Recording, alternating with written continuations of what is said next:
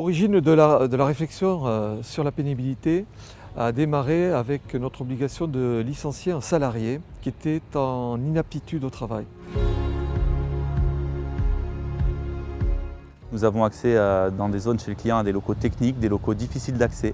Nous manutentionnons du matériel qui peut être lourd, parfois de 0 à 100, 150 kg, même plus. Malgré les aides à la manutention que nous fournissons, nos salariés sont toujours amenés à positionner les tuyauteries et ont toujours un moment de manutention manuelle. On s'est rendu compte que nous avions un problème sur un poste de travail particulier, qui était le poste de nettoyage, où nous avons un système de nettoyage des banches à haute pression, 350 bars, qui crée des traumatismes au niveau de l'épaule. Au tout début, AQMO s'est retrouvé confronté à ce sujet par obligation réglementaire. Et quand on a commencé à regarder le texte de loi, on s'est vite rendu compte qu'il fallait avoir un autre prisme de lecture. Nous sommes une entreprise masée. On a voulu approfondir aussi dans ce cadre-là, concernant les différents facteurs, les facteurs de pénibilité, d'approfondir sur ce sujet afin de répondre d'une part à l'exigence réglementaire et d'autre part de continuer notre mission en matière d'amélioration des conditions de travail.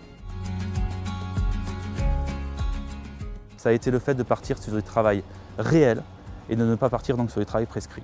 Le fait de partir sur les situations de travail nous a permis de voir des détails qui ont été remontés directement par nos techniciens. Il y a de grosses surprises dans une action de ce type-là. On focalise donc sur le matériel et en fait c'est l'organisation qui prime. Le problème n'était peut-être pas forcément sur le poste de nettoyage en lui-même, mais peut-être plus en amont. Ce serait peut-être intéressant de faire tourner les personnels pour un poste qui est quand même à traumatisme. On s'est rendu compte qu'un des facteurs d'usure professionnelle était l'aléa de chantier. Il nous a fallu du coup apprendre à gérer ces aléas et on a intégré cette compétence, cette aptitude au sein de la GPEC, que ce soit du recrutement jusqu'à la formation continue. On s'est vraiment reposé la question en matière d'organisation en fait. Parce que sur l'aspect technique des choses, on avait déjà pas mal progressé. Et grâce au diagnostic, on a surtout pu avoir une vision globale de l'organisation entre nos différents services, ce qui va nous permettre de réduire aussi les contraintes qui peuvent être liées donc au travail sur le terrain, avec les clients, avec les différents services, que ce soit la location, la vente, etc. Cette action combinée en équipe a permis d'aller beaucoup plus loin que ce qu'on pensait au départ et a enrichi fortement notre savoir en termes d'ergonomie, en termes de réflexion, d'analyse de poste. Et ça, c'est un gros bénéfice.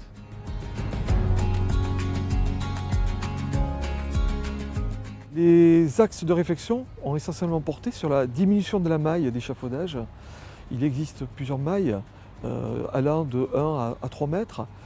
Plutôt que de travailler sur des mailles de 3 mètres lourdes à déplacer. La consigne a été transmise au bureau d'études de concevoir des solutions à partir d'une maille plus petite.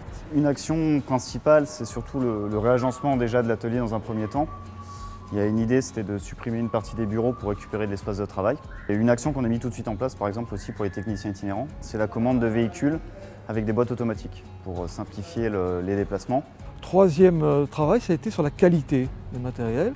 Il ne s'agit pas de faire un tri préalable sur chantier. Ce tri doit être fait sur le magasin. On a élargi la zone de nettoyage qui permet aux salariés de pouvoir tourner plus facilement autour des banches et donc d'avoir une meilleure position pour le nettoyage. On a fait une extension pour avoir justement ce poste de réparation un peu en dehors de cette zone de nettoyage, ce qui permet aussi aux salariés qui lui fait l'entretien du matériel d'avoir justement une meilleure ergonomie au niveau de son poste de travail.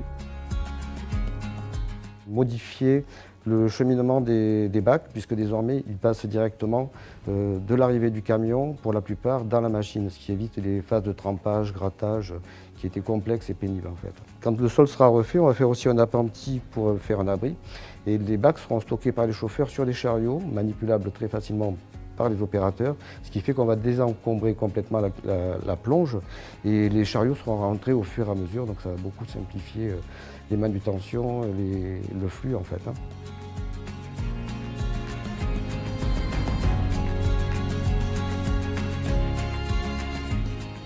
Dans notre métier à nous, les plus gros problèmes, c'est la manutention. Ça nous a permis d'améliorer les conditions de travail des employés. Lors des réunions, on a échangé avec les monteurs et on a trouvé que eux sur chantier, c'était plus arrangeant pour que le matos soit rangé d'une certaine façon, pour pas qu'ils aient trop de manutention. Il nous a fallu, à travers ce projet, apprendre à retravailler ensemble, entre services. Ce que nous avons d'ailleurs fait entre QSE et RH. Ça nous a permis de dépassionner les débats chez nous, de parler le même langage, parce qu'on a une formation initiale. Et l'expert nous a permis de nous accompagner dans le choix et dans les décisions à prendre. Par contre, ce sont les décisions de l'entreprise. L'expert a été juste là, en guide. En un mot, je dirais vraiment vision globale. C'est-à-dire on était vraiment sur une vision macro. Deuxième point important, c'est le fait d'avoir une démarche participative avec les acteurs internes et externes de prévention. Ma direction a décidé d'inscrire ce plan d'action dans la nouvelle politique SSE 2015 de la société. Ça va être un moyen pour prévenir la pénibilité et améliorer la qualité de vie au travail chez 2E. Il n'est pas nécessaire de mettre en œuvre des moyens très importants, soit financièrement ou techniquement, pour améliorer nettement les conditions de travail. Le fait de travailler en synergie avec d'autres entreprises sur d'autres démarches pénibilité permet d'approfondir davantage, d'aller chercher encore plus loin. À l'issue de tout ça, on entend mener sur cette année, sur l'année prochaine, des rendez-vous de façon à faire le point sur cette expérience, l'améliorer, la propager et élargir notre manière de procéder.